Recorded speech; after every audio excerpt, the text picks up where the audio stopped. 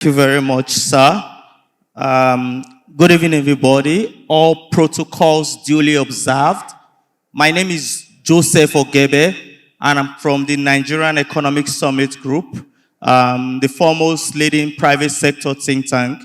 And I'm here to moderate the session on agric and food security. As we all know, agriculture is one of the critical pillars for us to transform our economy, especially that of the Southeast. So today we'll be having great presentations, and I implore everyone to help, stimulate the conversation. And, let's see how to take the Southeast economy forward from where it is, so that in the next some couple of years before 2050, we can say there will be significant progress in agriculture and its value chain, and also how this links to industrialization. So I will call on the first presenter to have the floor, please. Thank you.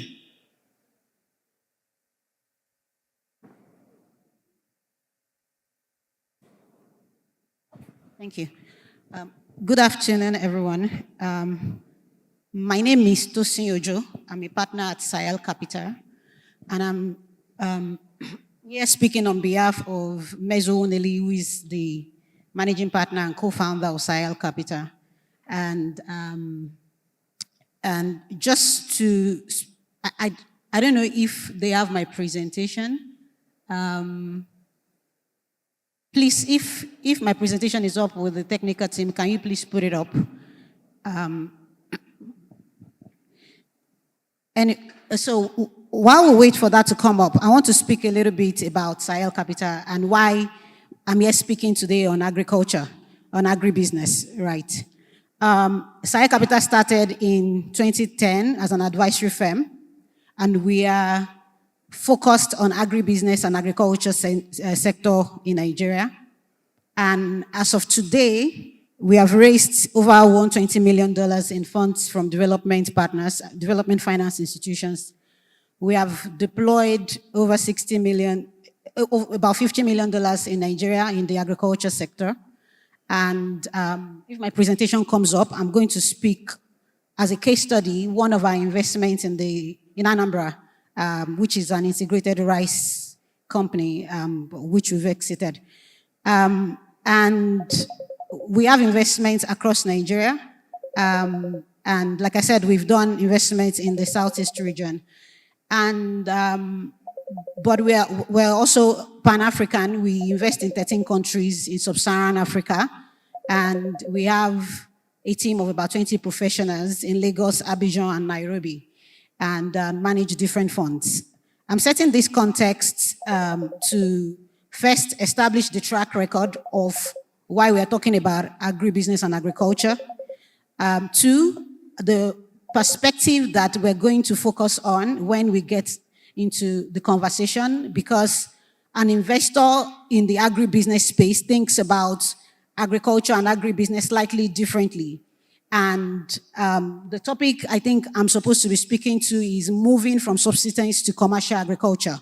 And the link between that two is really making agriculture bankable and investment, making it investment friendly, making it an investment and bankable as opposed to a nice pastime that people do just to feed themselves and to feed maybe their immediate family. So that's it about us at Sahel Capital. So to the topic that we have today, I will start from the most important statistic or fact that a lot of people have mentioned here about the Southeast, which is the fact that it has the lowest land mass or the smallest land mass in Nigeria.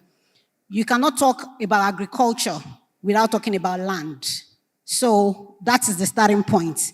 Now the real question is, how can a region that has about 29,000 kilometers square of land, somebody said earlier, it's Niger State about 2.5 times bigger. So, and actually, that total land mass is about 3% of Nigeria's total land mass. How can a region that has that limited land mass, how can you talk about agriculture from a commercial sense and from a commercial point of view? So that's the first backdrop. And so starting from that point, I think there are a few things that the Southeast has that are sort of like puts it in a very unique position in terms of its advantage. So for example, about 60% of its land are cultivable and arable, even though land mass is small. And it has one of the best rainfall in the country. Now, so the real question is, how do we now galvanize these natural advantages despite the challenges? Okay, my slide is up. Thank you. Well, I think, please, if you can move to slide 3, thereabouts. I think I've kind of moved past this. These are the people of Sahel Capital. Please, next slide. Okay, yes, this is where I am. So I was talking about the facts. Now, arable land is about 60 to 70% of that small land mass, but it's highly susceptible to gully erosion. And land governance is a major structural issue. Because land is a major asset of the Southeastern people, land is like family-owned, fragmented plots, and it's very, so when we're talking about commercial agriculture, I'm situating the conversation because this is at the heart of being able to do anything commercially. The ability to be able to have land reform land governance, which can be done across, in a concerted way across the 5 Southeast states, because it's a common theme across board. I've mentioned the water part. It has one of the best rainfall in the country. And the primary challenge is structural inefficiency, which is similar to many parts of Nigeria. Now, the good news is many of the challenges of agriculture here is similar to every part of Nigeria, apart from the land issue. So it is subsistence, it is smallholder farmers cropping less than 2 hectares of farmland, mostly for their family consumption. There is about 40 to 50% that is lost. So the challenges are similar. And, but in addition to that, there's not a limited land mass. Next slide, please. So the question is, what should really be the strategy for the Southeast region to be competitive around agriculture? And the next slide, I tried to do a comparison with Israel. It's a country that, from a geographical and perhaps ecological point of view, perhaps shares a lot of similarity. Now, in my next slide, when it comes up, we'll see the comparison. I mean, Israel has about 22,000 kilometers square of land. About 60% of that land is desert, so you can't crop the land. And they have desertification. The Southeast is prone to erosion. But the difference, though, is that that country has the highest yield per hectare of any country in the world because of how they've been able to galvanize the use of technology, how they've built institutional frameworks around agriculture. That really is the conversation I want to put forward to, the Southeast Development Commission and even the Southeast region. The question is, there's so many things that have been done in other places in the world, and what can be replicated, what should be, adopted, rather than trying to reinvent the wheel.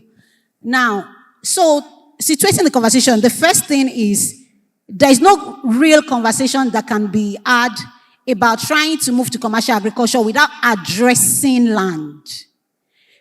Commercial investors have to be able to come to the states or traditional rulers, however the land system works, and be able to acquire continuous expanse of land to develop farming estates. Now, the way it is today, and there are different models that can be adopted. Let me give a case study of Kostaris Farms Limited, which is the investment we did in Anambra State, I think Igberam local government. And it's, if I remember correctly, I think it has about 2,000 hectares of farmland and 36,000 metric tons of rice meal.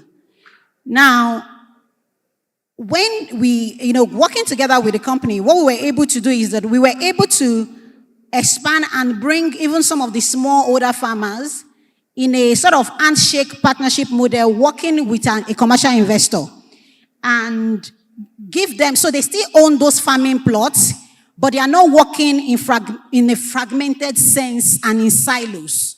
They're working because they are part of the Koshteri's ecosystem. They are supported with agric extension. They are supported with input.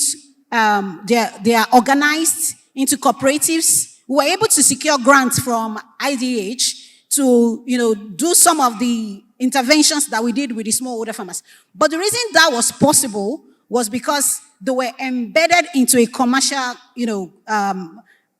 agricultural system, a company that is actually in that sector that is doing agriculture and needs the rice input, the rice paddy that is farmed by those smallholder farmer communities for its own input, in addition to its cropping its own land. At some point, they even brought them onto the land like in growers, and then they were able to divide the plots, support them with input, support them with extension workers, as I said earlier, and then the company, that's Koshteri's Farms Limited, became the natural off-taker of whatever they produce. Now, the reason that was possible was, first and foremost, I think in partnership with that state government, they were able to secure some space of land, but also we were able to clusterize those farmers and put them, over that contiguous land, and therefore you can layer on that the use of machinery. You can have tractors, you can have equipment that can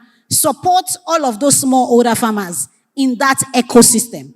Now, the action point there is that across the region, there has to be thinking around developing farming estates like this, bringing together investors who are, sort of interested in the sector and collaborating to build these farming estates. But it is not at the expense of the smallholder farmers, bringing the smallholder farmers into the ecosystem as part of the community. The advantage to the smallholder farmer is that they have easy access to markets, they have easier access to input, and also better, agricultural practices. This is one of the models that has been very well done in Israel. They have one of the best organized agricultural cooperative system. Therefore, even what you would have typically called their own smallholder farmers are very technologically advanced because they operate in this sort of cluster cooperative system that is well advanced, so they can negotiate when they want to buy inputs, they can negotiate markets, they can use storage systems together rather than everyone trying to do it in that fragmented sense. The second point I'm going to touch on is the use of technology, and that's critical when land is a challenge, because the focus for the Southeast region should be maximizing yield per hectare. If you have really small, land mass, then there's really there's no natural advantage in cropping or cultivating more land. Because what then happens is that the land is over-cultivated, and then there's nutrient challenge in the soil. But what has been done well in some of these countries is the ability to use technology, the ability to have climate-controlled production houses, whether for crop production. Israel, for example, their tomatoes yield per hectare is the highest in the world. It's 300 tons per hectare. Global average is about maybe 30 to 50 tons. Nigeria is probably maybe less than 5 or thereabouts, right? But they've been able to do that because of the kind of technology they've adopted. So using greenhouses, using climate-controlled houses, bringing young people together to actually make, quote-unquote, agriculture sexy. So the agenda can be, what crop does the region want to pick to say, we want to be the next, we want to feed the whole of Nigeria in this crop. There are 200 million people in Nigeria. Even before you start thinking about exports, there's a strong domestic market. So we want to feed everybody. So what's that crop? And the ability to then use technology to improve, on yield will be a key thing to focus on. Now, I'm emphasizing the fact that these things have been done. So there's a way to do technology transfer. There's a way to do knowledge transfer. What is really important is the will to actually implement it, and, organizing and collaboration. The last thing I'm going to mention is irrigation, and I'm going to end there. Before I end, maybe I'll talk about one or two more case studies of what we've done. Now, there's rain-fed agriculture, and is That's fantastic. But the challenge also is that outside of that rain season, there's nothing. And so you have pricing volatility for keep food crops going, like extremely volatile spikes and lows, and there's food insecurity. So now for a region that has one of the best rainfalls during the rainy season in the country, there's the ability to dam water, to conserve water, to see water as a resource, and not just as a free gift from heaven when rain is falling, but as a resource that needs to be conserved, so that when you're out of season, then there can be irrigation that can be used. Now, some of these things have really been broken down to the simplest levels. That there's drip irrigation, solar power that even small farmers can use. Now, tied to what I said earlier, all of these things are really implementable and commercially viable when it's done at scale, when it's done in clusters, and in the sense when people are organized and this, like that cooperation. It's very difficult to replicate agricultural infrastructure across many, replicating the same thing across many different fragmented, small, scattered farming estates. Because every additional agricultural infrastructure that you put on ground is an additional capital that is going into that project that invariably has an impact on what the return will be from the investor. So to wrap it up, if the focus is really driving commercial agriculture, what are the things I've said? Number one is there's not a lot of advantage in terms of land mass. So the focus should be efficiency. How do you maximize output per hectare of land? The second is there needs to be actual land reform that makes it easy for commercial agricultural investors to access land easily across the regions. And that does not mean displacing the smallholder farmers. It means finding a model to integrate the smallholder farmers into these commercial farming estates. And I've talked about the role of infrastructure like irrigation and technology. And yes, and to conclude, we've invested, I mentioned we invested in Anambra, we invested in a few other places in Nigeria, in the North Central region, even in Kano, in Kwara State, in Anambra State. And there's a lot of opportunity to invest in agriculture, but there's also a lot of challenges. For it to be commercial, for it to make sense commercially, agriculture is a system. And therefore, the different parts of the ecosystem, from production to processing to storage to distribution and to consumption, there has to be like an integration of all of these different parts for an investor to actually see it as a viable venture that can really make money and return capital to the investor. So thank you very much, everyone.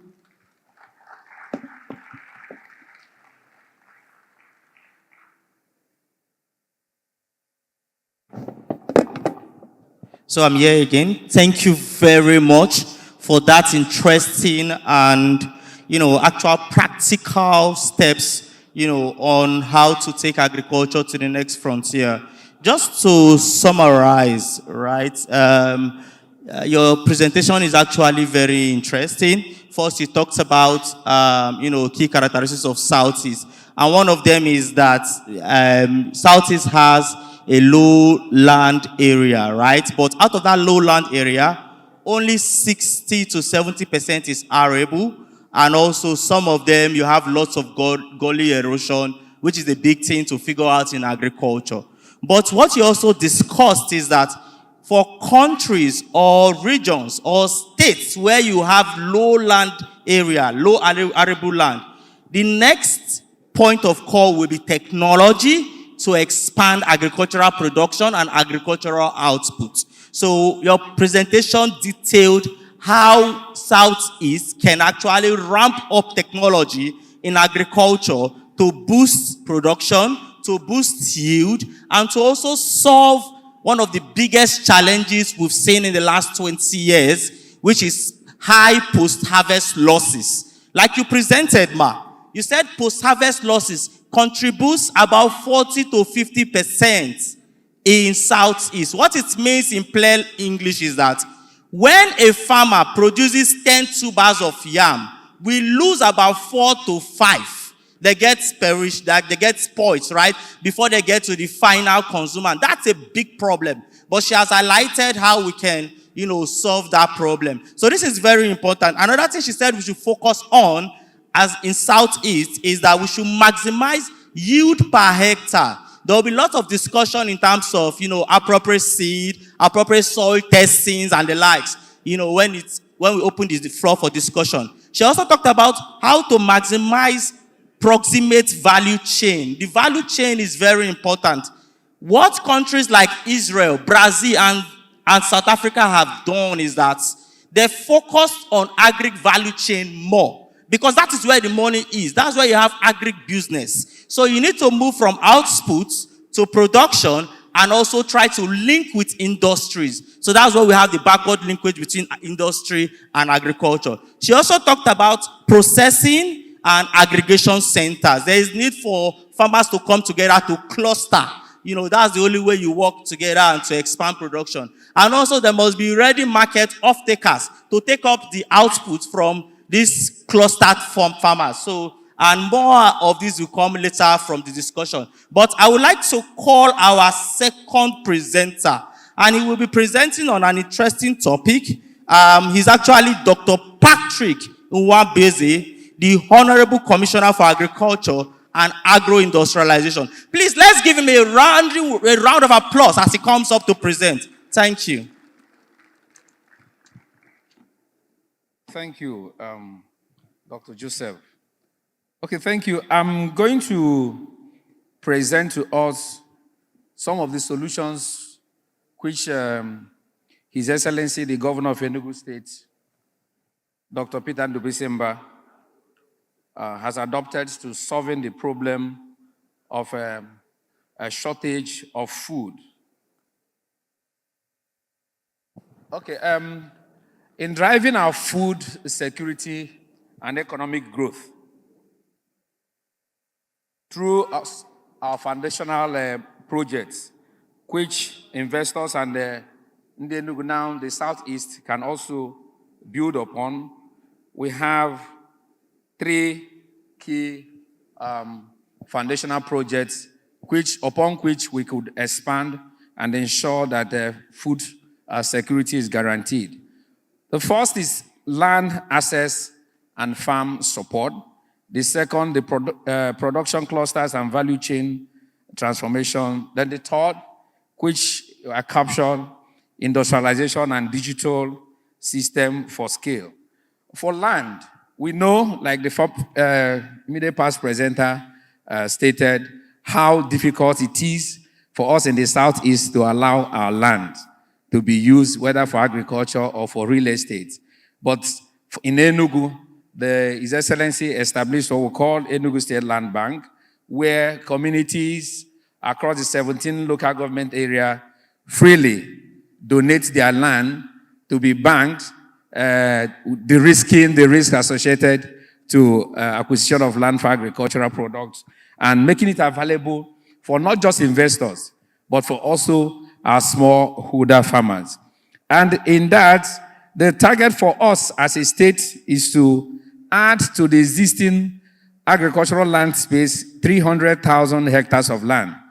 Before this government, led by His Excellency, we have barely 115,000 hectares of land that our smallholder farmers are cultivating on. So adding 300,000 and encouraging investors to come and invest in our agricultural space is a wonderful project.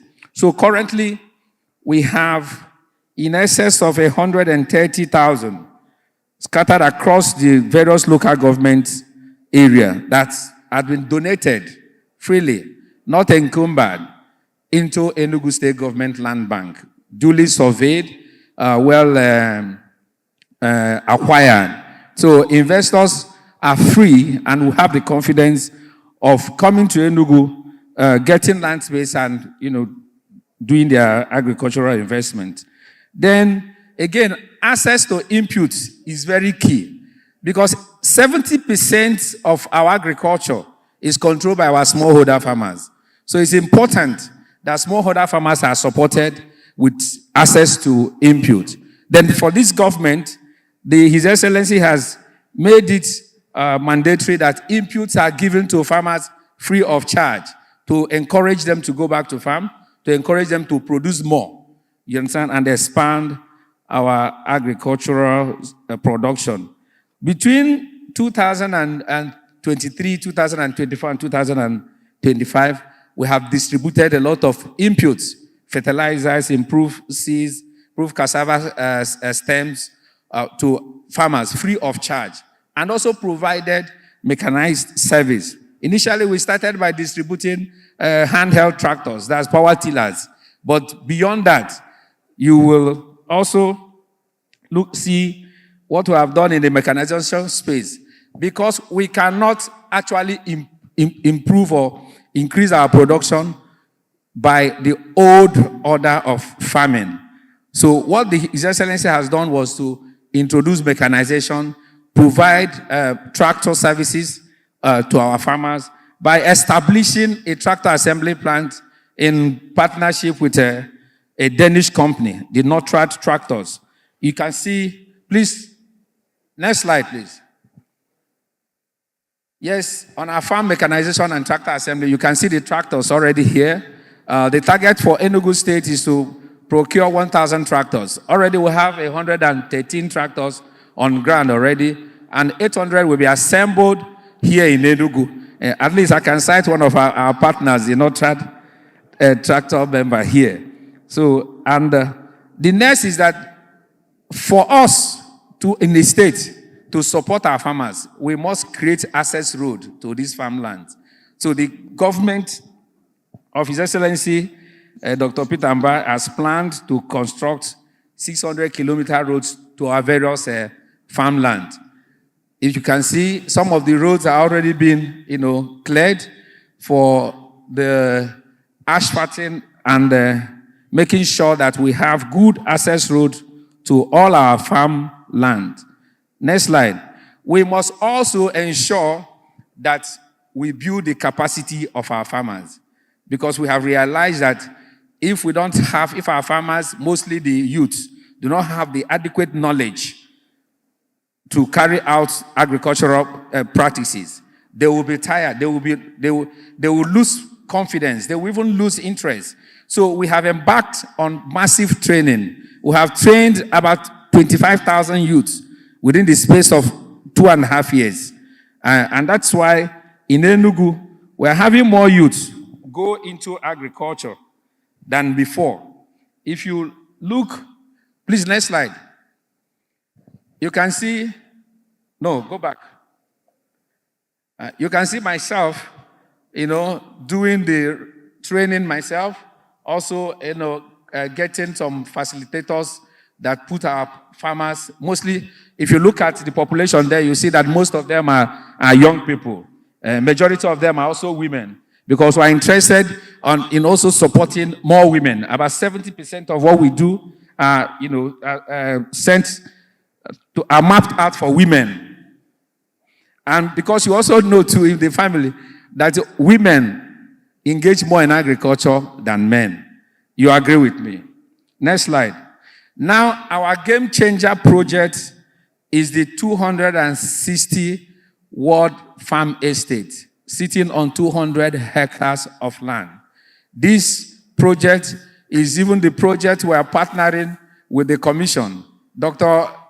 Cliff, yes, this is a project where 200 hectares will be developed by the government, parcellated 1 hectare each, and given to smallholder farmers free of charge. In this farm estate, we have the warehouse facility provided for the farmers for aggregation and for also primary processing.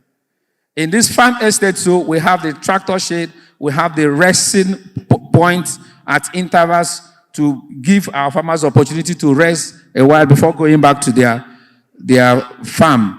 And again, in this farm estate too, we have provided extension services for our farmers. We cluster these farmers into cooperatives. to enable us support them adequately, and to also encourage investors to come and also invest in the farm estates, maybe by way of giving out inputs to farmers, and during harvest they will come also and offtake. And here also, we're also signing an offtake agreement with the Enugu State Marketing Company. The MD is here, seated here. Mike, say hello to them. So you see that what we have done is to guarantee the farmer that at harvest, that you will not lose your harvest. We have also, by this strategy, tried to take away the 40% post-harvest loss that my friend, Dr. Joseph, talked about. So it is an end-to-end approach to ensuring that farming is business in Enugu State, farming is interesting, and also encourage the youth to take to agriculture. Then the next is the Enugu State Anchor. Please go back there. The Enugu State Anchor Greenhouse Cluster Model. We are scaling the production of vegetable by the use of greenhouse technology, and also providing cold chain facility for to avert post-harvest losses. Here, our target as a state is to have 2,000 greenhouses constructed in Enugu State, fully operational before the end of 2026. Then we now scale up to our farm estate, because our farm estate we have designated 1% of the farm estate for greenhouse technology. What it means is that in each of the farm estate, we'll be having between 50 to 60 greenhouses constructed there. And each greenhouse gives about minimum of 5 jobs. And most of these greenhouses are going to be assigned to women. You see, the government is more concerned about getting women engaged and supporting the family. You can see these are the existing greenhouses. This is live, not AI. These are the existing greenhouses which you can visit if you like, and you can see how fresh, how organically the pepper. This is bell pepper. How they are looking, because it's fully organic. We don't use inorganic material in producing this vegetable. And if you look at the left, you will see the cold box facility where we preserve the harvest and bake them ready for the market. And again, too, we have an arrangement of taking the products and selling, because we have a chain, we have a market chain that will make sure that on a weekly basis, all our customers get their demand. The truth of the matter is that we can't even meet the demand now. Currently, we have about 600 kg supply to meet before the end of April. And I believe by the time the 150 greenhouses, which His Excellency is developing in one of our pilot locations, gets operational as quick as possible. Next slide. Now we are also looking at the livestock sector. Enugu State Government is developing the Enugu Integrated Livestock Center, where we have about 15 heads of cattle ranched there. As Southeasterns, we should be talking about ranching. We should be talking about ranching in production of our meat. And that is what the state has introduced. That's what the state has initiated. Currently, construction is ongoing on this location, so that before the end of 2026, we will start production there and we'll be producing our meat. And also, we had also partnered with Press to build the modern veterinary hospital, because we can't talk about livestock business without making available the veterinary services to keep the livestock healthy and ensure that what we produce is healthy meat. So this is where we as Southeasterners should be looking at. Now, if I tell you, without you seeing me there in that photograph, that cocoa grows in Southeast, some will doubt. But those who see cocoa in their parents' compound will agree with me that cocoa is going to do well in Southeast. Let me tell us something. Cassava is never our crop. Cassava was brought in from Brazil. But until we massively paid attention to cultivation of cassava, and today, Enugu State can proudly say that we are the highest producers of cassava, because we have in one single location 450 hectares of cassava. And we also have cassava planted in other locations, because deliberately we did 1,000 hectares of cassava in 2024, and we know how profiting that is. So if we pay attention to the development of cocoa, just as what Enugu State government is doing, we turn cocoa to become our crop here in the Southeast. And you agree with me that this is a money spiller. This is $1 billion cash crop. So I encourage also, look, if you go within Imo State, Abia State, Enugu State, this crop can thrive very, very, very well. Next slide. Now, we are part of the state that has been selected for the Special Agro Processing Zone Phase 2, Trench 1, where we will be adding value to our agricultural produce to curb post-harvest losses, and also to create investment, huge investment, because there will be a lot of investment going on in this Special Agro Processing Zone. So this is just the drawing. We believe that before the mid of this year, that this project will get started. Next slide. Now, we also believe in digitalizing our process, because that is the future, so that we can make our agriculture seamless.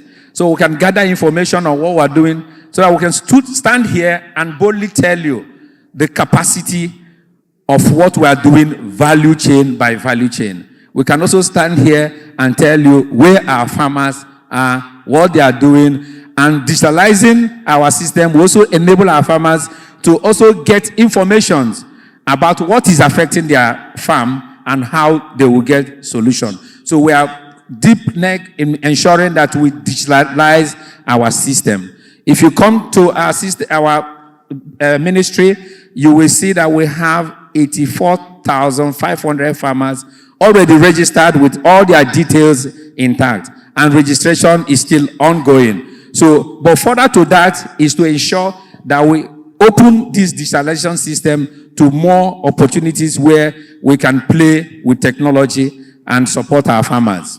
Next slide.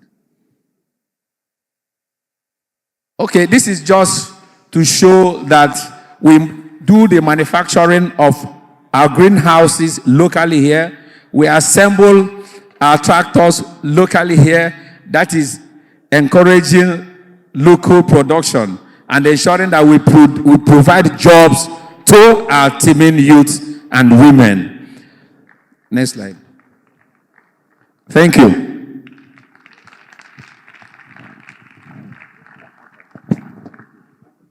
Thank you very much, Dr. Patrick. Please, let's clap for what Enugu State has done, because I've seen some practical examples on how to, drive agri production and also solve the problem of food security.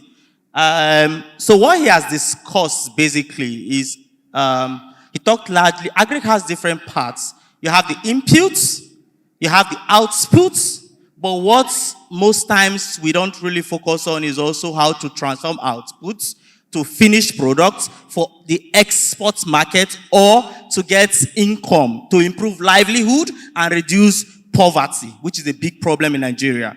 Like Dr. Patrick spoke about how Enugu State has been able to provide access to road for farmers, right? He talked about their plan to do over 600 kilometers of road in Enugu, specifically for agricultural purposes, right? Good. This is a big step, because if you take a closer look at other states, and I give you an instance, simple things like culverts, feeder roads, there are still problems. These things constitute why we have high post-harvest losses in Nigeria. I spoke with a farmer last week, And he said he had about 3 trailer loads of cassava after the planting season. Output was good, but the problem was that he had flooding in a particular bridge and the bridge collapsed. So he couldn't move that produce to the market. What happened? He lost half of that cassava harvested. That is the problem. So they've talked about how they will build 600 kilometers. That's a good step. We urge you to do that and to do that, very fast. But one question in my mind is that how can we mobilize the resources to build 600 kilometers of road? Because if you check your capital budget, especially allocated to agriculture, I don't think that can solve 600 kilometers. So the next question will be, how can we partner with private sector and the federal government to bring in capital to fix these things, right? Let me tell you, we all know this. Capital look for places where you have good business environment and also good infrastructure. Those are the things that will bring capital into your state. Another thing they spoke about is training and capacity building. I highlighted that because it's very, very important. And he said they've trained lots of people in agriculture. One thing I know in Nigeria is that we have a lot of agricultural institutions, right? Schools focus on agriculture. But the problem is that we've not been able to harness the technology in that. If you check extension services per farmer, it's very weak in Nigeria, right? So we must be able to train farmers. Farming has gone from the stage of using rudimentary hoes and doing it manually to more technical. I give an example here because this is critical. In the US, they have less farmers than what we have in Nigeria today. But if you check their output from agriculture, it's far higher than what we see today. What's the magic? It is actually technology and strategic planning. But they also focus on the value chain, how to make money from agriculture. Because it's not just the output. We need the value chain. It is stage by stage. And we must get it right. And I'm happy that Enugu is following the right path. Something he spoke about again is greenhouses, and how they've been able to concentrate on vegetable production. I know Madam Tosin spoke about strategic crops you can focus on. Cassava is one of it. I think getting this thing right is very important. Cassava is one of it. And when she's called cassava, what came to my mind is that the products you get from cassava, they are unlimited. And there are things that you can actually transform and export. You get a lot of byproduct from cassava. And cassava is very good for these states because they've done soil testing. He spoke about palm trees, right? Planting palm tree, but that's for long term. He spoke about rice also, and he gave practical examples. So I think apart from the vegetables, we can also step to this. But one thing that caught my attention is that you said that you have large market, you can't meet your supply. So what we should do in that area is to expand production, bring in private sector's investor. Demand is only what they are looking for. So if you have much demand, bring in private sector, expand output, and see how to make more money from agri and create more jobs and create more livable income for Enugu State people. Thank you very much for this. I will open the floor now for discussion, because the point here is that we want to see how to take our great Southeast, to the next stage in 2050. So I would like to welcome contributions from the audience. But before I give the floor open, I would like to call Dr. Emeka Ene. Dr. Emeka Ene is the chairman, Empower Free Trade Zone. Dr. Patrick spoke about Empower. So I would like to get his thoughts on this. Dr. Emeka Ene, please, you have the floor, sir.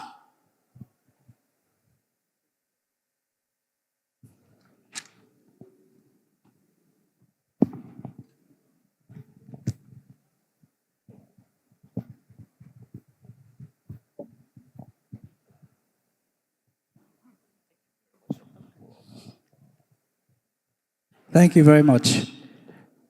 How's everybody? It's time to do a stretch. Everybody's been sitting for a very long time. Can you stretch? Just where you are, just stretch a little bit. Get some blood circulating, yeah. Feel good. That's good. You can stand up and turn around. Yeah, just a little bit. Yes. Well, that's great. That's great. I see some very flexible people. Oh. Thank you very much. Please, you may be seated. we're talking agriculture, we're talking manufacturing, we're talking tech, but there's something that's very, very critical, which is how do we connect Enugu and the southeast to a market of 1.5 billion people or a $3 trillion GDP market in Africa. You see, it is important that we look at three critical things: the ability to connect to that market, the ability to be able to collaborate, which is what we're doing here, and to access capital to build out the infrastructure that you need. So I'm going to tell you a very short story. I just have a few comments to make. But a few years ago, I was speaking with the traders from the computer village in Lagos. As you know, the computer village in Lagos is the largest computer-related market in West Africa. And I asked them a question: why do you travel all the way to China to buy components or products that you sell in your market? Why don't you buy it from Europe, which is only 14 days away? Why do you do a 60-day by sea freight? And of course, the answer was very quickly. And if I ask you the same question, why do you go to China to buy? What's the answer? It's cheaper. Excellent. The bottom line is that the next question was, why then do you assemble your stuff in Lagos, which is more than 30% more expensive to assemble and manufacture than doing it, for example, in the southeast? And there are a variety of answers. Most of it center around connectivity to the market they can see, rather than staying far away. Ladies and gentlemen, there are three examples I can give of societies, countries, cities that have completely transformed their environment by taking simple steps. One of them is a city called Shenzhen in China. If you've been to Shenzhen in China, it's a modern city. 30 years ago, Shenzhen was a small shipping village.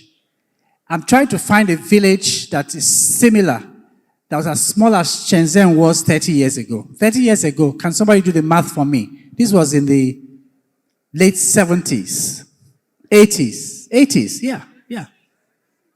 1996, Chai.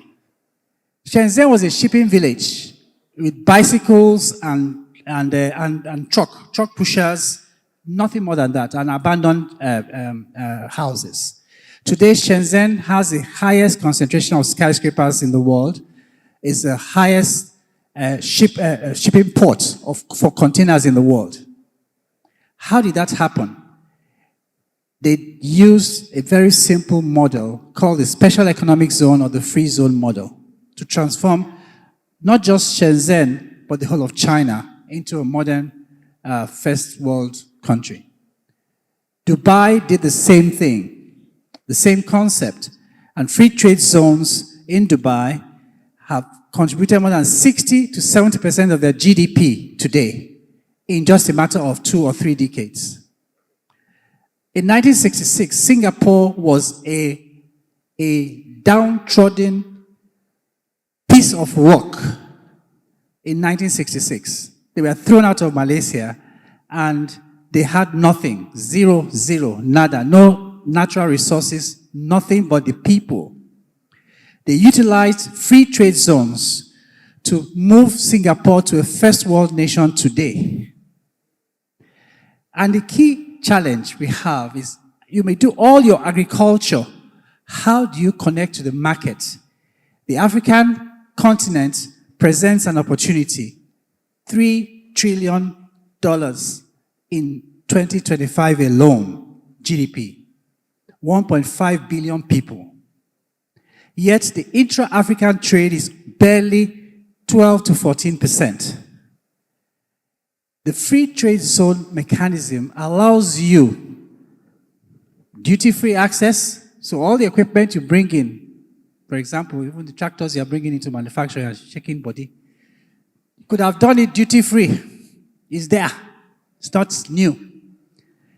And you can export duty-free. On top of that, you can access a lot of incentives to export under the African Continental Free Trade Area. So whether you are in agriculture, or whether you are in tech, whether you are in manufacturing, whether you are in pharmaceuticals, the free trade zone provides you that opportunity to at least lower the barriers to entry to this market. I'm one of the promoters of the Empower Free Trade Zone in Enugu. It's 2 sites, one at the airport and one at the 9th mile. It's a greenfield free zone. But what it does is to enable, if you are in business, to enable you access a market you won't ordinarily be able to access. So the truth of the matter is that there's demand. If you travel from Kenya to Morocco, you will see a lot of cheap Chinese goods, and you can compete. You can actually compete.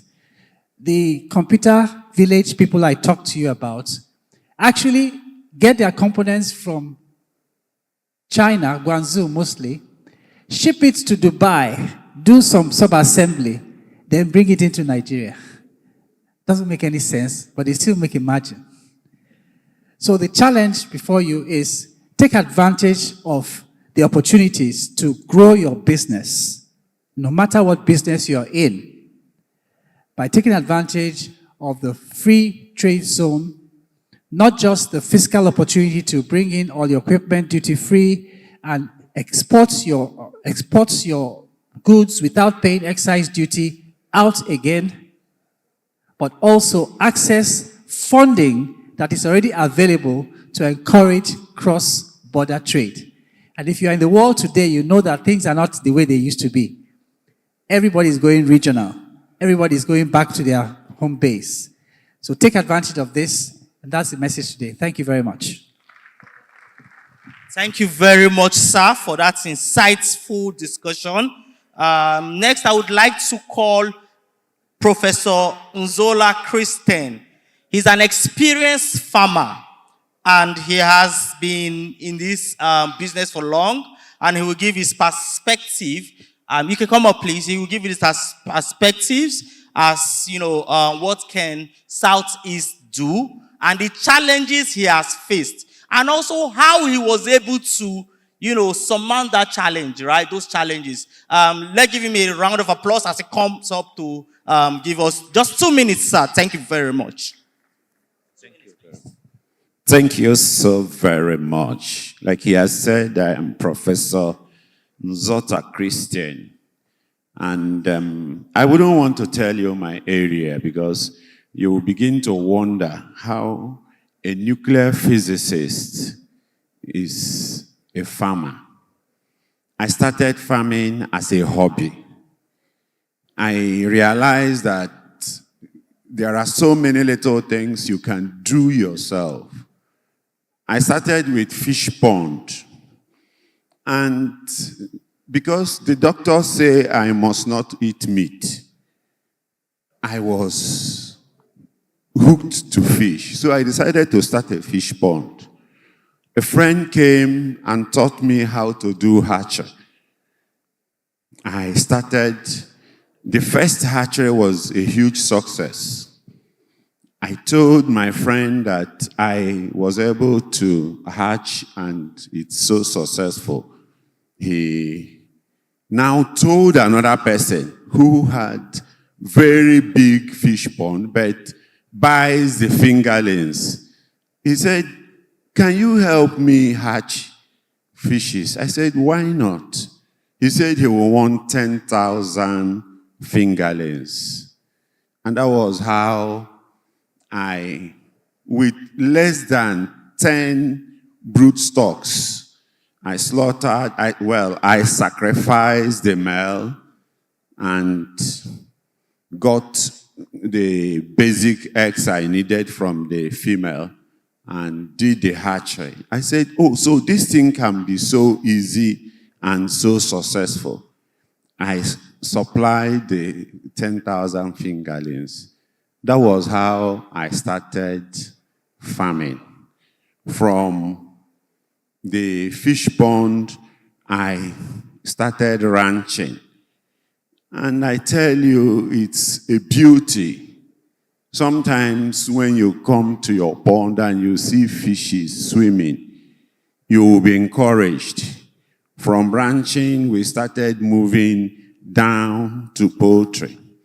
I want to first commend the speakers. They had said virtually everything we need to know about farming. And I want to commend SEDC, the South Development Commission. They have this mandate to ensure that there is drop in poverty level. It can never be zero. Even the scriptures say that the poor must always be in the land. So you notice that if the poverty level is 40%, they have this mandate to bring it down to 5%. And we may not know that agriculture is the key critical driver for food production, the key critical driver for employment, key critical driver for economic development. In fact, it is a critical driver for so many things. Unfortunately, the farmers we have now do not have the necessary capacity to drive a number of these benefits of agriculture. And that takes me to what I want to talk about very briefly, and that is the collaboration that works. There are quite a number of things a very successful farmer cannot do. My brother, the commissioner, when he was talking, he said he made mention of massive production of cassava. Unfortunately, half of the cassava perished because there was no access to the market. The major problem we have, apart from all that had been enumerated, is post-harvest loss. For some people with very little farm, they lose. They are not properly guided. The first time I planted yam, we planted about 10,000 yam seedlings. I realized that first month after harvest, quite a number of them got rotten. Why? We use pig dung to fertilize the yam. We never knew that pig dung would give you a massive yield, but you would not have preservation unless you harvest today and you eat tomorrow. So we need collaboration with an outfit or other individuals that have the requisite competence in the area where we lack competence, where we lack knowledge, where we lack capability. So I want to point out a few things that you will find useful in any relationship or collaboration. It is expected that the outcome of any collaboration will lead to increased farm productivity and quality produce. It will lead to improved livelihood for farmers and workers, improved livelihood for the citizens, increased revenue for the government. This is quite very essential, because in this time of taxation, everything is taxed. The government will make a lot of money when we pay our taxes. In addition, it will strengthen public-private partnerships in agriculture, and the collaborators will share the profit at an agreed ratio. It is also important for us to know that there is an assignment given to SEDC. Maybe I'll highlight this, and I read this from their vision. SEDC has assignment of enhancing food security through increased production of poultry, livestock, palm oil, and other crops.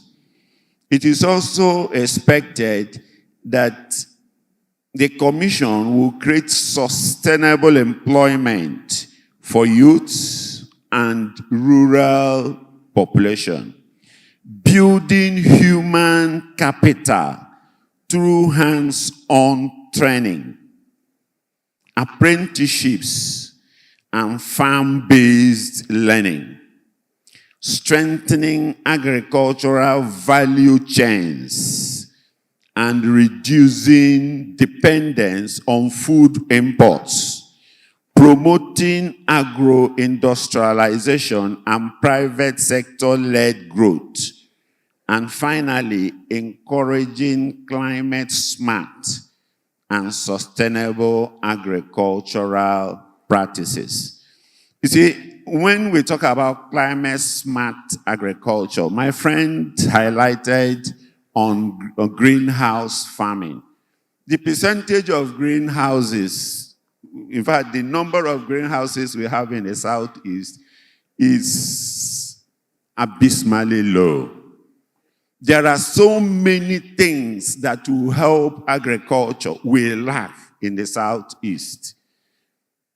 There are very few hatcheries in Southeast. If you want to buy day-off birds, you go to Ibadan or Osun or any of those western states. We don't have that here because of the capital outlay. It's quite significant. There are very few farms in Southeast with cold rooms. When we talk about preservation, when we want to preserve our produce, we need cold rooms. Some of these things you can preserve till the next or till the time of scarcity. We need quite a number of things that will preserve, heaters and etc. So you will notice that we don't have this. We don't have anywhere we can get brood stock for birds in Southeast. A day old, 1 day old of chicks, brood stock chicks, is about 10,500 naira from a day old chicken. There is no place in Southeast where we have this. So if we have an establishment powered strongly by the government, we will move ahead. Because many farmers will now congregate, they will come together and get chicken from Southeast. The transportation from Ibadan to anywhere in Southeast is significant. Before you carry your birds from Ibadan, you would have spent quite good money. So we are looking at a partnership that works. We need to know that every partnership, whether you are partnering with another farmer, when I mean another farmer this time, maybe a farmer that produces fertilizer, or you are partnering with a farmer that has entrepreneurial training, you should ensure that this partnership would lead to improved agricultural and food products. That means reduction or improved food security. Number two, there must be support farmer training and capacity building. What I mean by support farmer training is there is career progression for every profession. A farmer that is not progressing, maybe I started fishery for fun because I love fish ponds. Somebody now taught me how to hatch. I have progressed. If somebody now shows me how to produce broodstock, I have gone higher. So any partnership you have, you must ensure that it supports capacity building. You must ensure that you strengthen rural livelihood and economic growth, particularly for Southeast. There must be provision for youth empowerment, poverty alleviation, and economic wellness. In our farm, I started humbly. Thank you. I started humbly with 37 plots. But gradually, this farm has grown to over 300 plots of land.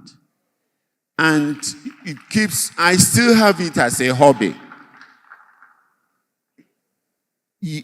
On Friday, I gave my lectures in the university. It doesn't stop me from running a farm. Whatever thing you do, you can sustain farming. Get 1 or 2 boys in the village.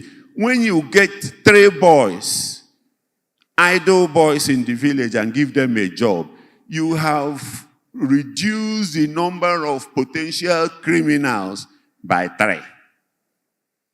If you look at the money you pay, you may not be making profit from the money you pay, but you would have reduced the number of criminals you have in your village or in that community where you are doing this.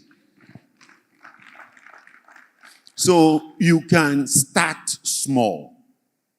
And the scripture said that when you start small, your end will be big. Why many people don't start farming is they want to invest 20 million at a time. You can start with as small as 10,000 naira. It would amaze you how this 10,000 would multiply. In the farm now, we even bought different species of palm. Palm seedlings, you will get very cheap. You will nurse them, and people will come and pay good money. When I mean palm, I don't mean the ones you picked from under the trees. You will go to research institutes. They will give you very good seeds. From your backyard, you can nurse this. And when people know you do this, it will amaze you. One day, an establishment will say, we would need 20,000 stands. They will give you 6 months, and you will have a turnaround. There are quite a number of other things I would have wanted us to know. Okay.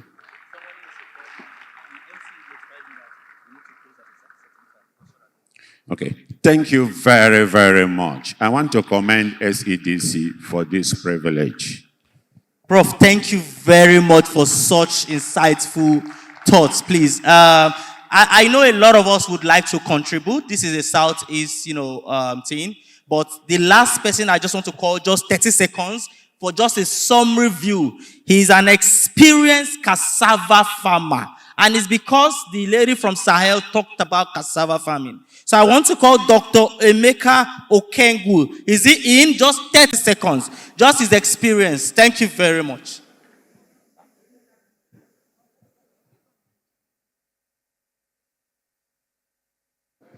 Please let's clap for him as he comes up. He's going to speak from experience, how he has been able to, the risks he faced in cassava farming, investment opportunities, and how he has been able to boost product output. Thank you. Thank you very much. My name is Dr. Emeka Okengu. I am managing partner of Biosources and Technologies Limited. It's a PPP fake approved project to establish cassava bioethanol refineries across all the 6 geopolitical zones of Nigeria. The Commissioner of Agriculture has spoken about cassava, but I didn't hear him say that the pilot of this cassava bioethanol value chain is actually in the southeast. We were able to get it here. It's a 42 billion naira project. But before I get there, when the managing director was speaking, he said he wanted ideas on how practitioners can be able to give ideas to the Southeast Development Commission, and that's what I want to do. In my 30 seconds, let me be a little bit statistical and mathematical. He had mentioned that we occupy a space of 29,000 square kilometers. Maybe, depending on what school of thought you're quoting, we're between 21 million and 31 million people. But one part everybody misses is that 18% of that 21 million, or 31 million if you may, are facing malnutrition. 4% would be stunted in their growth. 9.7% will end up becoming totally malnourished. This is statistical and it can be fact-checked. Everybody's talked about the big picture, but nobody's talked about the small aggregations, and this is what we are doing. And this is where I bring in climate-smart techniques. As I stand here before you, we are planting cassava in sacks in Abuja today. And what are we doing? We are using climate-smart technologies, not greenhouses. And it's important this point is made. And what we have established in about 6-7 locations of Nigeria is what you call climate-smart, community-based, agro and allied support resource centers. Now, what does this mean? And what can you do for the Southwest Economic Development Commission? If you do not start from the very, very rural, you are going to be missing the bigger picture. And this is what I've not seen in this hall since we started talking. If we do not know what we need to do to be able to secure the 21 million people we have here nutritionally, what are we going to be producing? And if we do not know that seasons and times and weather has changed, people are posting rains falling on Christmas Day. What that means is that nature is disrupted irrevocably. So if you don't have these smart ideas on what you can be able to do, and the Southeast Development Commission, Department of Agriculture and Rural Development must move away from the word agriculture and begin to be more fixated on food security and food sufficiency. They are similar, but they are not the same because of the demands. When you're talking about agriculture, you're talking about science of plants and animals. But when you are talking about food security and food sufficiency, you are talking about technology. And this is where I think we should be able to focus our focus on. I had done a very extensive presentation on how we can be able to now benefit from the carbon markets and carbon credits. Because again, it sounds too technical, but there is more for us to be able to gain from the carbon markets than anywhere else. But I'm not able to do that now. Maybe I'll do a more technical paper that I'm going to be sharing. So what's my point? My 30 seconds are up. We must make certain that we'll have food for the 30 million people who are going to be buying the beautiful houses that we're building everywhere.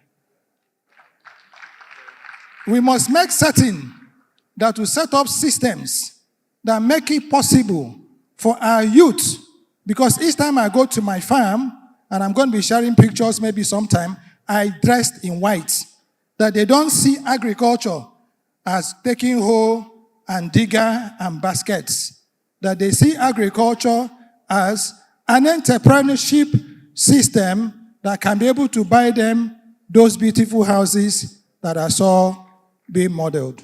Thank you very much for the opportunity. Thank you very much, sir, for such, elaborate talk. But please, I just want to note, because this is a practical session, I will come back to the stage, but we just need experience from, farmers and people that have been in the business. So sorry, ma, just a minute, please. I just want to call a representative of the former governor of Anambra State, Mr. Willie Nwokoye. He's representing the former governor, Governor Obiano. Please, just a minute, please, because we have some other people to give experience. Thank you very much. Please, let's clap for him to tell us how far they've gone in agriculture in his state. Thank you very much. Half a minute.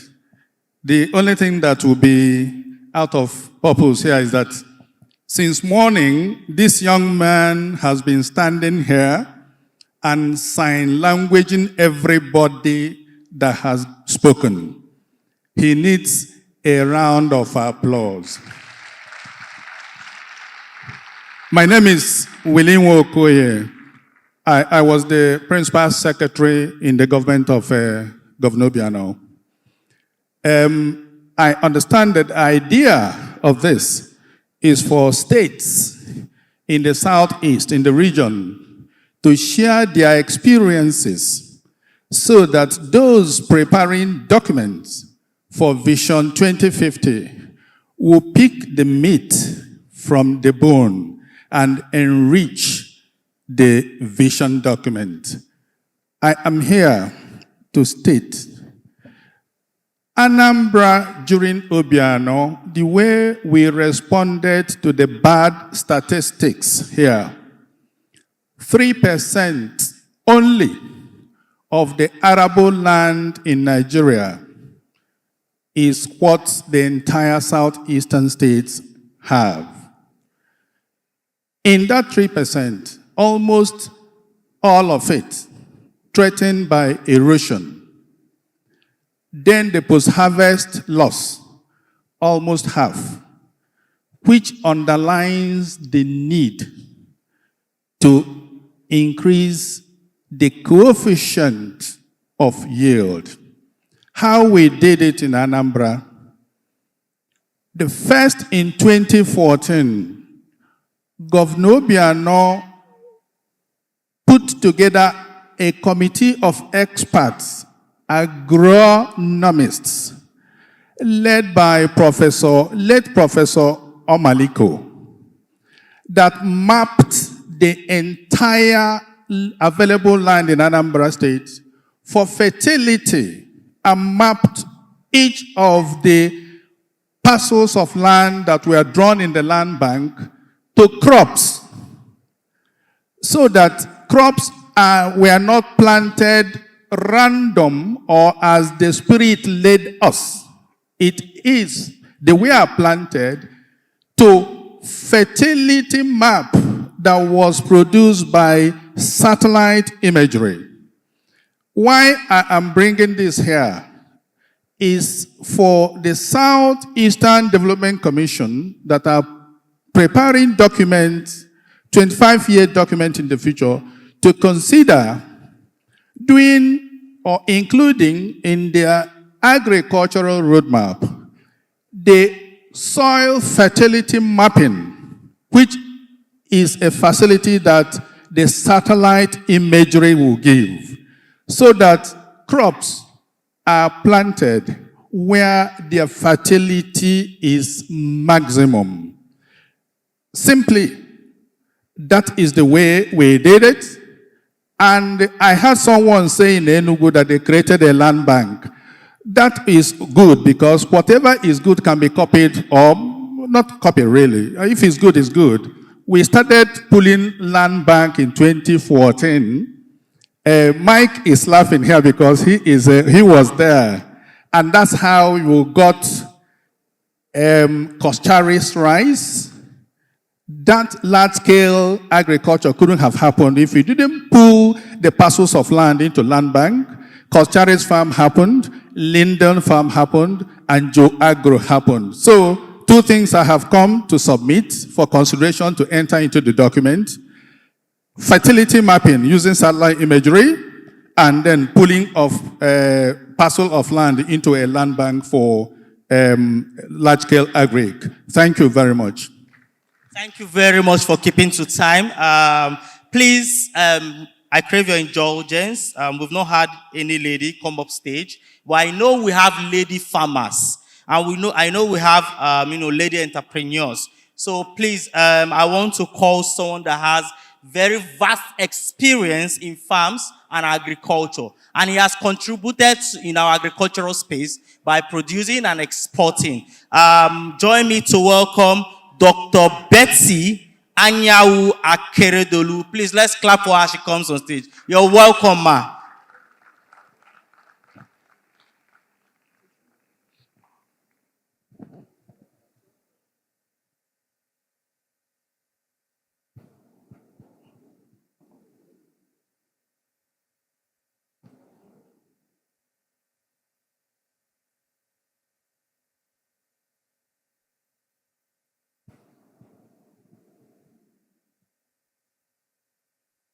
Please, let's clap for her as she steps on.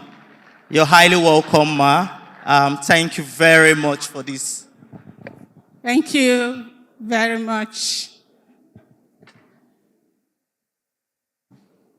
I'm happy to be here. I spoke in the morning. I'm an aquaculturist, which means I do a lot of research. But at the same time, I translate my findings into farms. In this case, into fish production. Because I believe for any country to claim to be developed, you should be able to feed your citizens. And one source of protein that we dearly need is fish protein, and that's my sector. And I'm happy to tell you that I'm a farmer. I'm proud to be a fish farmer. I have farms in Ibadan. I have hatchery in Ibadan. And Owo, my husband's place. I was happy when I think the prof spoke about fish farming, and I was very happy. All that he said is true. You can start as a hobby and then scale up. But my emphasis here is to make use of a natural resource that hasn't been mentioned, which virtually all of us have such a resource in our villages or in our rural areas. I'm talking about streams and rivers. And they are largely untapped. I can use my own village. Emabia, you have heard about this, the name of this village for nth time today. We are really blessed with streams and rivers, and they've been there since my great-great-great-great-grandfather, my father, and up to now. You go there, you see these rivers, they flow all year round untapped. So when you talk about creating opportunities in the rural areas, and given that Southeast is a compact environment, so to speak, in terms of land mass, we can, look at the way of maximizing the rivers and streams that we have. And the farming system where you can apply, or rather use these rivers, is aquaculture. You agree with me that the border land of a stream, you can't do anything with it. You can't plant cassava, you can't plant anything, maybe rice. But they are very, very useful for fish farming. And it's a known fact that what you produce in a hectare of water body is more than what you contribute in a hectare for arable farming. So the main point here is that we should look at the way of streams and rivers when we talk about maximizing what we've got or improving the yield of whatever natural resources that are available to us. So, thank you for listening. Thank you very much, Ma. Thank you very much, Ma. In agriculture, one of the places I will come to you, sir. Sincerely, I'll come to you, sir. One of the places let's talk about most times is aquaculture. We talk more about crop production. But in this same light, I would like to call somebody all the way from Israel. He has been working in Nigeria and other African countries in the past 10 years. And the lady from Sahel mentioned Israel. So I just want him to speak a minute on what we can do to benchmark Israel in terms of outputs and also value added and increase productivity in the agricultural sector. Just a minute, please, sir. Introduce yourself. Good afternoon, everybody, and thank you for organizing this wonderful event, which I think is very important for the future of the agriculture in Nigeria. My name is Israel Kidron. I'm the MD of Onida Agri and Aquaculture Solutions, and I'm an Israeli that has been working in Africa for 30 years, 15 last years here in Nigeria. A lot have been said already, and I don't want to repeat on what have been said, but what I would like to highlight is Nigeria has huge potential to produce food, not just for itself, but to feed the whole of Africa or maybe more. I worked 15 years in Kenya, and I was busy there with projects which were all exports to Europe and to other parts of the world, where produce is harvested in the morning, packed, taken to the airport, flying overnight, and the next morning it's in the market. I'm sure some of you who are going abroad, they will see in supermarkets in London, in Paris, everywhere, a lot of fresh produce, whether it's the bunch of flowers or even vegetables, salads, which are coming from Kenya or from other parts of Africa. And there's no reason why Nigeria should not be able to do that from here. You are not short of land, you are not short of water, you are not short of labor. What Nigeria lacks mainly is the know-how, the technology, and the commitment to do it in the right way. Agriculture cannot be a hobby, it cannot be a side job, it's a profession. And once it is taken seriously and done as a profession, there is a solution to everything. As people mentioned before me, Israel has 60% desert, and most of the agriculture is done in the desert. And it's all done with proper technology and the way it should be. What is happening here, and a lot has been said, yes, Nigeria is making lately huge projects and huge progress on agriculture, but there is still a very, very long way to go to make sure all farming in Nigeria is getting up to this standard. Because at the end of the day, all the problems we talked about, which if it is the production, if it is the infrastructure, if it is the post-harvest, logistics, everything is solvable the moment there is a synergy between the job that the government needs to do and provide the enabling environment for the farmers to farm, and all the issue of farming and producing should be entirely in the hands of the private sector. People like us, we already set very, very advanced project here in Nigeria. We were the first one to produce crocker and sea bass in aquaculture in Nigeria. Nobody did it before. We have done it, and it's possible. We proved it. We are producing today the highest quality vegetables in greenhouse technology, and it's done. These vegetables are getting to the top range markets in Nigeria, and it's done. It's possible. What I think has to actually happen is to have that synergy between the private sector and the government bodies to make sure that that synergy is creating the enabling environment. Because I can tell you as a private investor, or as a private agriculturist in Nigeria, it is still very, very frustrating and difficult to achieve whatever you want to achieve. And that is the major area where Nigeria has to put effort and improve. Thank you very much.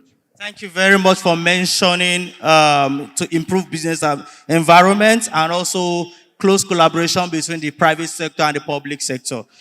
Just very quickly, 30 seconds. I was told we don't have time. 30 seconds. Dr. Larry Iwula from NISAL, he has to tell us about funding and de-risking. Very quickly, please. Is he here? 30 seconds, please, sir. Just summary, please, sir. Thank you very much, sir. Thank you so much. Thank you, everybody. I want to say this. We've spoken a lot since morning. The heavy lifting to me is access to finance. And we've not touched that area. Because everybody who came here today, every entrepreneur, the expectation is that how do we move our business? How do we get funding? And no matter how you look at it, that is the major constraint. And I need to advise SEDC on this. My name is Dr. Larry Iwuala. I work with Nigerian incentive-based risk-sharing system for agricultural lending, NISAL. NISAL is 100% owned by CBN. So what do? We try to catalyze funding. It could be commercial funding. It could be any kind of funding into the agricultural space. By what? By providing credit risk guarantee. That means we try to take up an enormous amount of the collateral requirements from the financing institutions. You may be qualified in all ramifications, but you may not have the collateral backup to access those funding. And that is where we come in as CBN. So what I'm saying, I am the zonal coordinator for NISAL in Southeast. And we're trying to see how can we collaborate with institutions like SEDC in the immediate, medium, and long term. Can SEDC be able to provide funding for that sector, or for pre-qualified sectors of the agricultural value chain using NISAL collateral support? I think it can be done. You could choose any value chain you want to play in. You provide the funding. This is what we want to bring to this sector. NISAL, can you layer your guarantee on it so that we can pre-qualify all the players and enable them access these funds so that they can scale up? And that's the practical way to go about this. Because it's very important for us, our people, it's not about we are landlocked, we don't have land. It has nothing to do about this. We mentioned Israel with a limited amount of land, and they are doing very well. I'm happy Sahel was there. We guaranteed Sahel transaction about 6 years ago, Charis. Yeah, and it happens. So we are looking for businesses, entrepreneurs who can collaborate with, scale up, help them access this fund. Unfortunately, the commercial funding is very, very high. So SEDC also need to bring in funding into that sector. We will catalyze it by providing the guarantee. What that guarantee does is, if there is any, we can remediate any kind of losses to the financial institution where those losses occur. So for me, that is the best way to go. And I think it's important for us to understand that there is an institution, federal government owned, who is very, very ready to make this happen. It's unfortunate we will not be very, very prominent in the Southeast, but we are here to stay. Thank you. And I'm happy for this collaboration. Thank you very much, sir. Because of time, thank you very much, sir. I will just let one of our speakers, before we open the floor, just a minute. He has pleaded for a minute. Mr. Tony Oni, please. Yes. Good evening, everyone. Sorry, I have to beg to speak. I have to beg to speak because at some point I was getting annoyed. Now, let's be very clear. When this form came out and we filled this form, it was supposed to be a strategy section. I don't think this is how a strategy section is done. If you want to do a strategy section, you segment people. We filled form and we indicated areas of interest. Somebody should sit down. Everybody here left their offices or their businesses to come down here to exchange ideas. You sit us down like school children and you are talking to us this morning. No. We should sit down, discuss, and the lead person will come here with a paper to present. You collate and develop a document. That's the way it should be done. So there is a lot of gap. We've been sitting down this morning. By tomorrow, you might not see more people here. Now, I've looked around. The key people that invited us, they've all left. So who am I talking to? My colleagues. It's not possible. If Mark is here, I will tell him, the problem is not us. By the grace of God, I've had my own share of experience. I've been in the banking industry for about 18 years. I've been at the center of government, so I understand how it works. I'm now a farmer, so I have interest here. I was supposed to be at the sports arena because I've done sports. I couldn't go. You could see I was pacing from here to there. I go there, they are not saying it. I come back here, they are not saying it. It's not organized. But I filled a form and indicated where I should be. Somebody should have arranged it so I could have opportunity to give my input in sports and also come and give my input in agric and my little knowledge of banking. And I will say it there. Now, for them, maybe I will send Mark a note. Let him sit down with the state governors and agree. What we are having is Igbo. You know the language? Igbo. The average Igbo man is a Republican. Therefore, this governor has developed this beautiful idea. The next person comes, he goes into the bush. Another one comes up. So this is an opportunity for Mark to develop a Southeast regional roadmap. Any governor that comes in, you key in because it's a template. And the only way to do that is for him to have an input, a buy-in. If he has a 50 billion, 10 billion in each project, what is in Anambra might not be what is in Imo. If you come to Anambra, agric, there is one zone that has that agric. You can't go to Newe and talk of agric. It's not possible. Go to Anambra East and West, Omapale area. So develop that side for them. But that template should be there. So Governor A comes in, it is there. What Mba is doing is good. But wait for the next governor. Let me know whether that farmland will still be there. That is the point. So this is the opportunity for Southeast to have a clear roadmap. Unfortunately, they are not here. Thank you. Thank you very much, sir. I appreciate your input. I just wanted to stress that I'll come to the audience that this session we have rapporteurs taking note of every detail, and a policy document will come up. That is what we also inform the Vision 2050 and the Southeast roadmap he just spoke about. Please, I will open it to the audience. I just want 2 male and just 1 female, please. I will strategically select from 1 year, 1 year, and 1 year, please. The guy at the back in red, and sir, please. And apologies if you're not selected. Just send in your comments on our website. And a lady from here, or a lady in the house, a lady? A lady? 2 a lady, please. No one. I will substitute.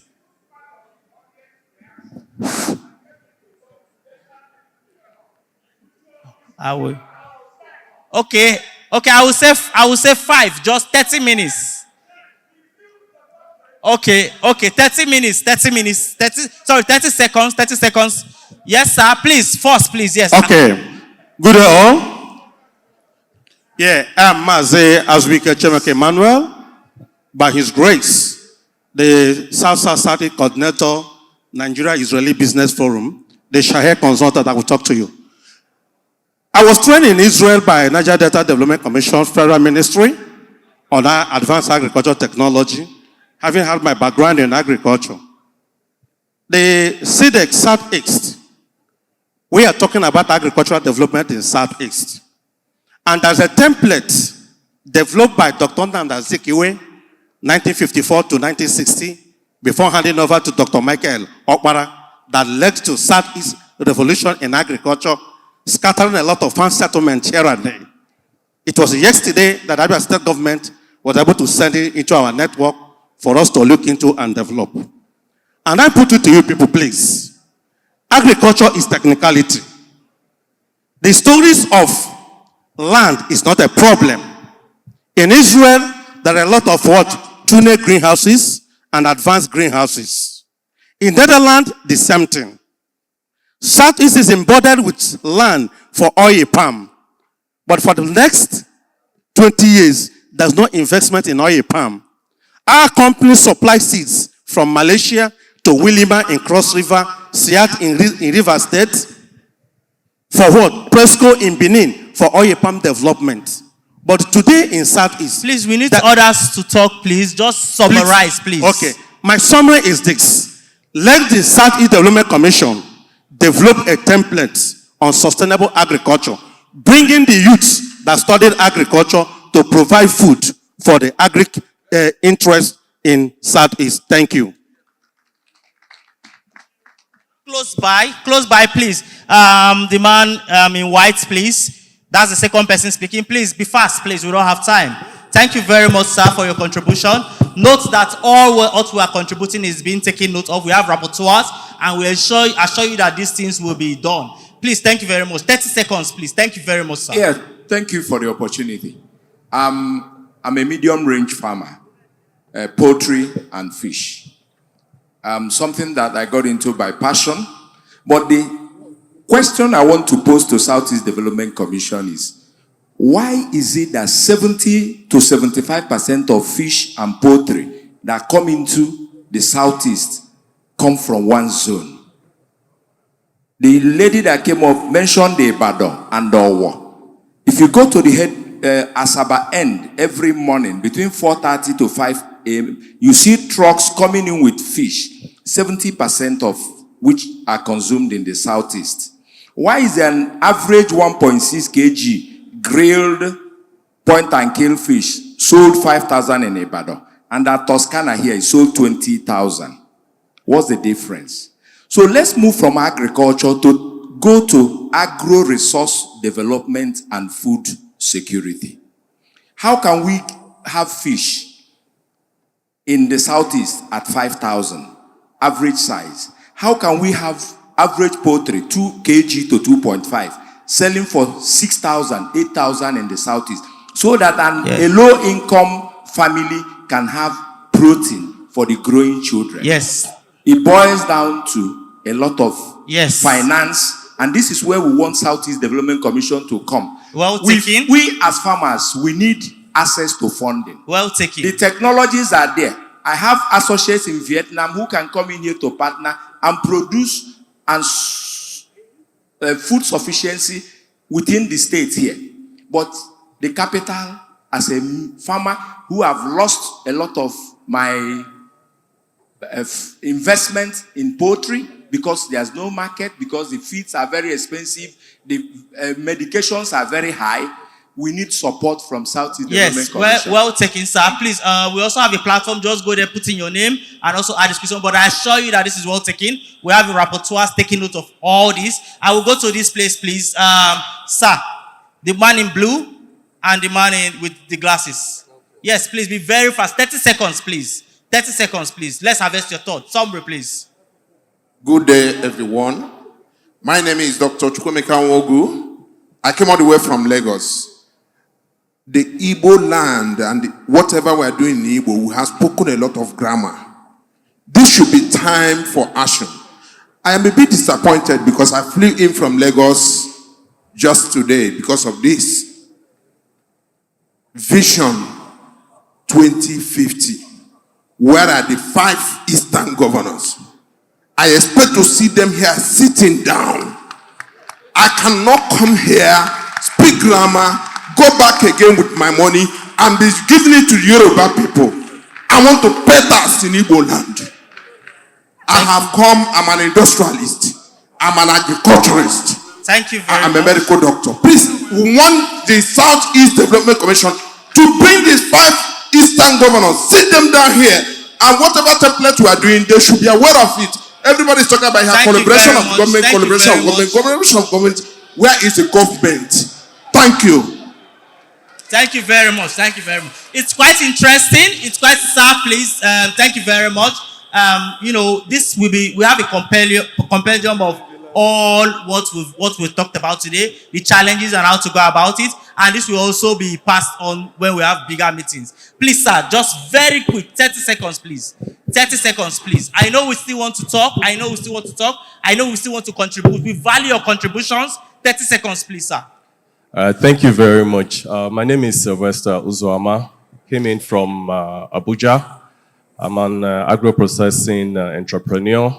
I have my farms in Makurdi and in Jos. There are 2 things I want to point out, which I believe SCDC would have to take a look into.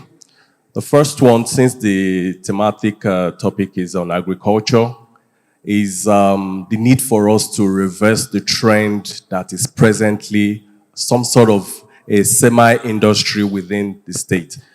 We have a lot of our resources leaving the state in very basic states.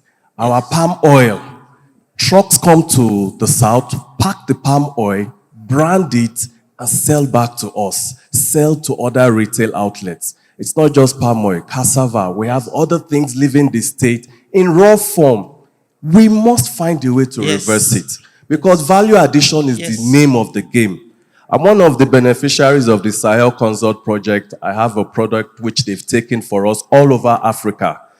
I'm interested in coming home to do something here. My farms are not anywhere in the southeast. My production center is not even in the southeast. But I would love to do things here. But it has to be when things reverse. Secondly, SCDC, based on some of the rumblings, we need to understand that SCDC is going to be a clearinghouse. They are the agency expected to interface between a lot of our yearnings and the government and other support institutions, both international and local. Yes, so please, we need to be patient. This is part of the process. They will get the input from us, put it together, and share with the authority. Thank you very much. You're very correct. Just to my point also. Value addition is key, and all this we've discussed here will be packaged together and, you know, shared with the relevant authorities. Please, 2 from here, sir. Sir, you, and also you, sir, please. Be very fast. We don't have time. 30 seconds, please. Just summarize your thoughts. We appreciate your contribution. Thank you very much. Be fast, please. Thank you very much. Okoye from the National Root Crop Research Institute. You see, the National Root Crop Research Institute is the only research institute for agriculture east of the Niger that have existed for the past 100 years. In the past 100 years, we have done innovations. For example, 53 improved cassava varieties. We are talking about constrained land in terms of Southeast and agriculture, and the way to go is productivity.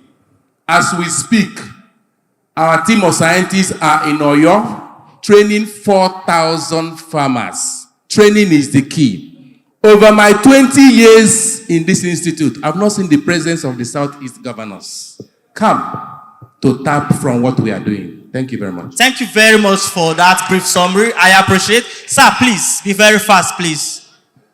30 seconds, please. Thank you, sir. My name is Woye Adeyebi. I'm from Federal Ministry of Agriculture and Food Security. I would like to encourage SEDC to copy intervention programs that IFAD did for South region. We have a livelihood programs. See, there's money, there's fund, but to access fund is you have to understand the process. Now in South, we have Life ND program. In North, we have a program for the North. Southeast, for the last 20 years, I've not applied. The only state that applied that joined Life ND is Imo State. So, and I think the commission led by my brother Mark be able to go in agreement with Ministry of Agriculture, IFAD, and another agency is REA. You need REA to be able to help your farmers. The Life ND program is for the youth, so that you can make agriculture sexy for everybody. Thank you. Thank you very much. And please, my apologies, just our Oga. Please, just very brief. Please, my apologies, please. Thank you very much, moderator. Dr. Chibuzo Okereke is my name. I'm a legislative governance expert. I came from Abuja to participate. And let me commend the South Development Commission for this initiative, because this is the first of its kind. And I think we should applaud them, please. All right, so my advice is based on experiential knowledge. We must make sure that the things that will go into this document, reflect the mandate of the commission and focus on intersection anchors that has regional coverage. Once you go to granular issues at community, local government, and all that, you're going to meet what Professor K described this morning as the restraining forces, interlocking class alignment, and intervening variables that will make it impossible for us to make progress. So that our anchors across all thematic focus based on policy.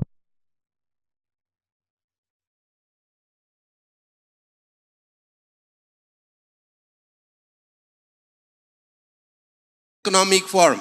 Can the SEDC survey the possibility of a development bank to finance all these projects? Thank you. Thank you. Thank you very much for that intervention. I'm very, very sorry. I know we still have things to say, but because of time, please, kindly just send in your questions. You can ask any of the ushers, type in your question, your name, and what you want, your contributions, please. I bet you we put it in a document, and this document will go a long way to help, create the bigger vision we are looking at. Thank you very much. I just want to say that we are all working together to help improve Southeast and to help improve agriculture in Southeast. For instance, in Nigeria, agriculture grows by just 1 or 2% in a year, but your population grows by more than 3% in a year. So the only way we can actually help fight food insecurity is by making agriculture grow faster than population. And that's through technology, finance, and also de-risking all the challenges in agricultural space. My name remains Joseph Ogebe. I work with Nigerian Economic Summit Group. We hold an annual conference on Nigerian Economic Summit, and we've also started Nigerian Economic Regional Summit. Thank you very much. God bless you. Thanks a lot. Thanks my participants also.